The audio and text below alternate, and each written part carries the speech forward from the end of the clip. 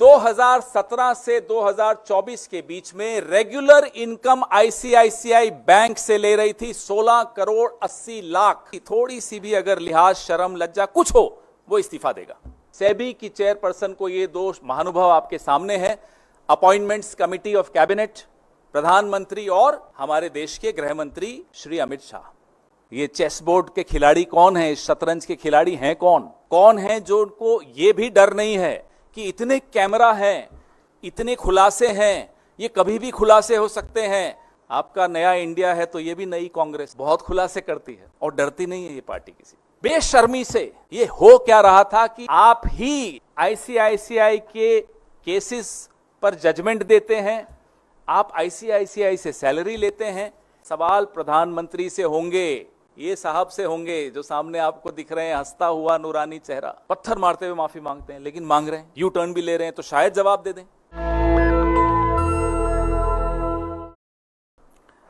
आप लोगों में से कई लोग शतरंज खेलना जानते होंगे। शतरंज में एक बोर्ड होता है, बोर्ड पे हम कुछ प्यादे रखते हैं, एक का नाम कर देते हैं बादशाह, एक को कहते हैं वजीर, घोड़ा, हाथी, होते ये सब मोहरे हैं। इनकी अपनी कोई ताकत नहीं होती। भले नाम बादशाह है, वो बादशाह होता नहीं। भले रानी है, वो रानी होती नहीं है। अगर रानी खुद तय कर ले कि मुझे मूव करना है, वो नहीं कर पाएगी। एक शतरंज का खेल चल रहा है इस देश में। अभी हम लगातार पिछले कई सालों से अलग अलग मोहरों की बात कर रहे हैं। खिलाड़ी कौन है वहां तक अभी हम निर्णायक रूप से पहुंचे नहीं हैं। We have not been able to decisively arrive at who is playing this chess. On the chessboard are different pawns. अलग अलग प्यादे हैं, अलग अलग मोहरे हैं। उनमें से एक मोहरे के विषय में आज हम आपके सामने आए हैं। सेबी की chairperson Madhavi Buch,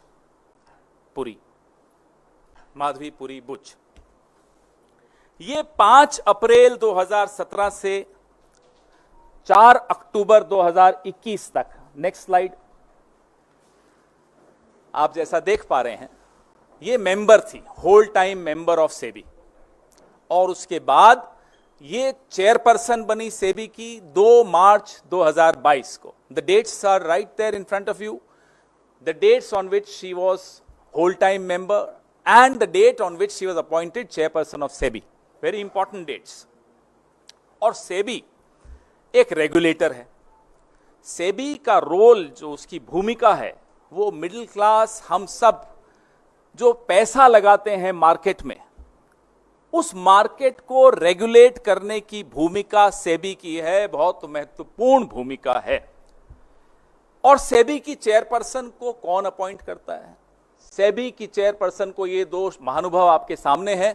appointments committee of cabinet, प्रधानमंत्री और हमारे देश के गृह मंत्री श्री अमित शाह।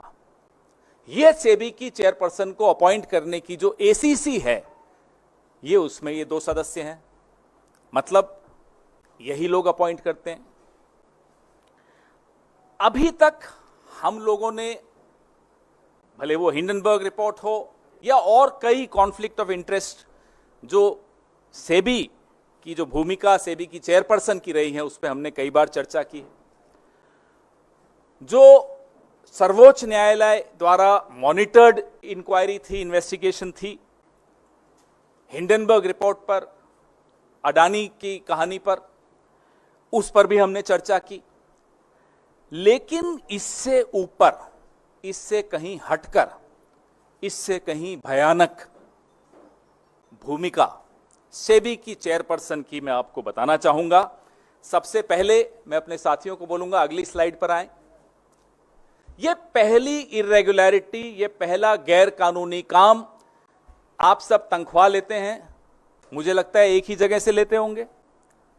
अगर आप अपनी चैनल से, आप टाइम्स नाउ में, अगर आप टाइम्स नाउ से सैलरी लेते हैं तो हिंदुस्तान टाइम्स से तो नहीं लेते होंगे साथ साथ। कांग्रेस पार्टी से तो बिल्कुल नहीं लेते हैं, हम जानते हैं नहीं लेते। लेकिन सेबी की चेयरपर्सन जब वो मेंबर थी, होल टाइम मेंबर थी, 2017 से 2024 के बीच में रेगुलर इनकम आईसीआईसीआई बैंक से ले रही थी 16 करोड़ 80 लाख। और इसको 3 अलग अलग भागों में हमने आपको दिखाया कि तनख्वाह ले रही थी। आप सेबी की होल टाइम मेंबर हैं, आप आईसीआईसीआई से तनख्वाह क्यों ले रही थी, हम ये जानना चाहते हैं। आईसीआईसीआई प्रूडेंशियल से ले रही थी, तो बैंक से ले रही हैं, प्रूडेंशियल से ले रही हैं, और ईसॉप, आप सब समझते हैं ईसॉप, और ईसॉप पे जो टीडीएस था वो भी आईसीआईसीआई ही दे रहा था। आईसीआईसीआई बैंक एक महत्वपूर्ण बैंक, सेबी की चेयरपर्सन एक महत्वपूर्ण रेगुलेटरी बॉडी की सबसे ऊंचे पद पर बैठी व्यक्ति, अधिकारी, तनख्वाह ले रही हैं एक और जगह से। Next slide. ये सीधे सीधे सेक्शन 54, सेक्शन 54 ऑफ सेबी, जो एम्प्लॉइज सर्विस रेगुलेशन 2001, मैं इसका एनेक्शर आपको दिखाऊंगा, उसका वायलेशन है। सीधे सीधे ऑफिस ऑफ प्रॉफिट का मामला है, सीधा। इसमें अगर किसी में थोड़ी सी भी अगर लिहाज, शर्म, लज्जा कुछ हो, वो इस्तीफा देगा, 1 मिनट नहीं रुकेगा इस एक्सपोजर के बाद। आप मार्केट के रेगुलेटर हैं, आप चेयरपर्सन हैं, आप आईसीआईसीआई बैंक से तनख्वाह ले रही हैं, आईसीआईसीआई प्रूडेंशियल से तनख्वाह ले रही हैं।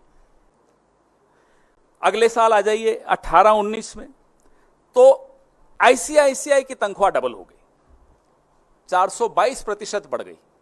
422% increase in the salary given by ICICI bank to the whole time member of SEBI. 4 crore 71 lakh 29,116 रुपए इनको मिला आईसीआईसीआई बैंक से 2018-19 में, और प्रूडेंशियल से भी मिल रहा है 2,17,908 रुपए, और सेबी से सैलरी मिल रही है 41,25,172 रुपए। आप भी सोच रहे होंगे कि वो ज्यादा अच्छा अवतार है, कई जगह से तनख्वाहें मिलती हैं। 19-20 में आ जाइए, अभी भी ये मेंबर, होल टाइम मेंबर है। अब 110% वृद्धि हो जाती है उनकी सैलरी जो आईसीआईसीआई बैंक से मिलती है। अब मिल रहा है इनको साहब 1 करोड़ 21 लाख 59,387 रुपए, और प्रूडेंशियल से ले रही हैं 2,17,908 रुपए, और सेबी से 43,89,784 रुपए।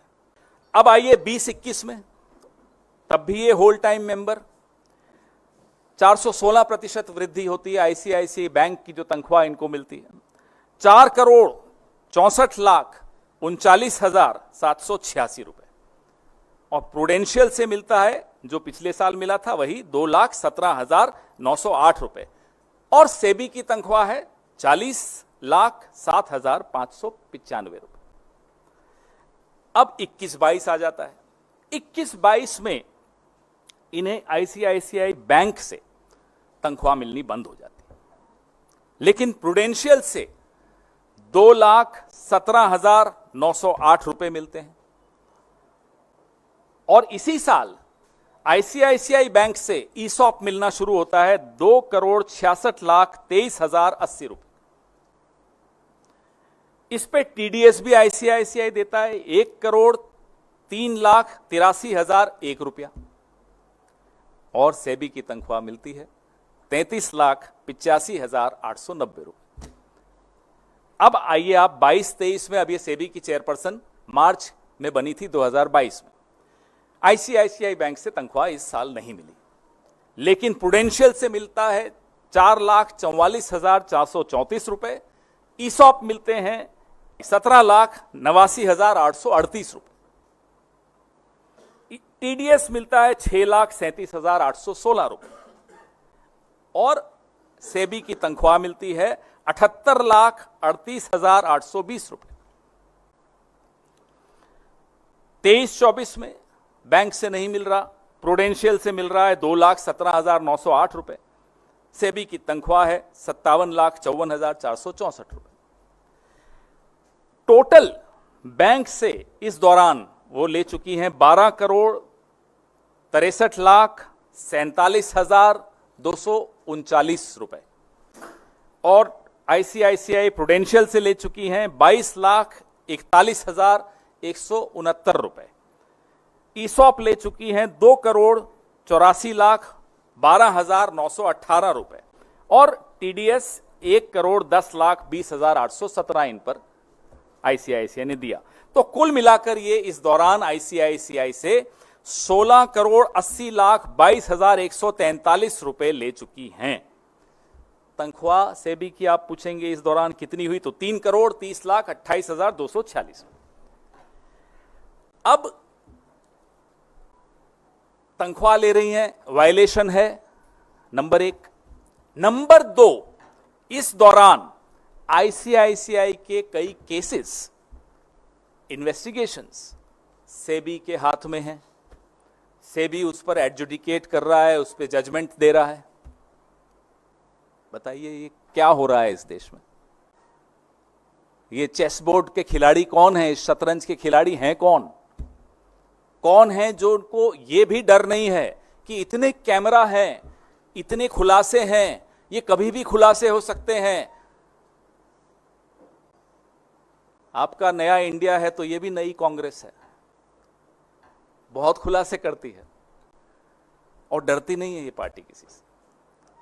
फिर भी बेशर्मी से ये हो क्या रहा था कि आप ही आईसीआईसीआई के केसेस पर जजमेंट देते हैं, आप आईसीआईसीआई से सैलरी लेते हैं। हमारे सवाल तो बनते ही हैं, और सवाल सिर्फ सेबी से नहीं होंगे, सवाल सिर्फ सेबी की चेयरपर्सन से नहीं होंगे, सवाल सिर्फ आईसीआईसीआई से नहीं होंगे, सवाल प्रधानमंत्री से होंगे। ये साहब से होंगे जो सामने आपको दिख रहे हैं, हंसता हुआ नूरानी चेहरा। ये एसीसी इनके अंडर है। प्रधानमंत्री से पहले सबसे हम सवाल पूछेंगे कि आप जब रेगुलेटरी बॉडी के हेड को चुनते हैं, कि जब नियुक्ति करते हैं, उसका क्राइटेरिया आपकी नजरों में होता क्या है? What is the fit and proper criteria to appoint heads of regulatory bodies? यह सवाल का जवाब तो सिर्फ प्रधानमंत्री दे सकते हैं।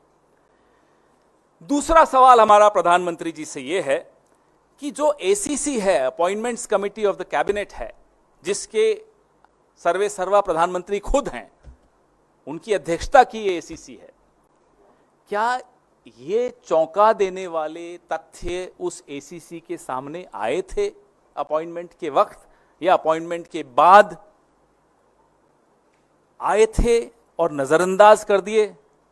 तो साहब हम क्या कहें, आप ही समझ जाइए। और नहीं आए थे, कैसी सरकार चला रहे हो साहब?